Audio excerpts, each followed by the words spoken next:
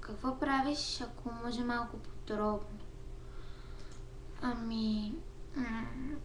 Мисля, че е доста ясно си личи, че току-що станах и съм по пижама. И какво правя? Ами... Значи...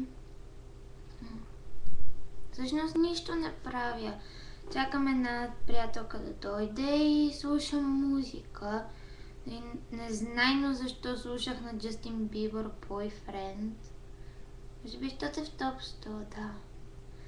Аз не харесвам Джастин Бибър, но слушах я.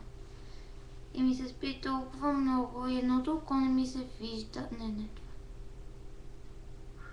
Да, не знам що. От светлината. Да. И...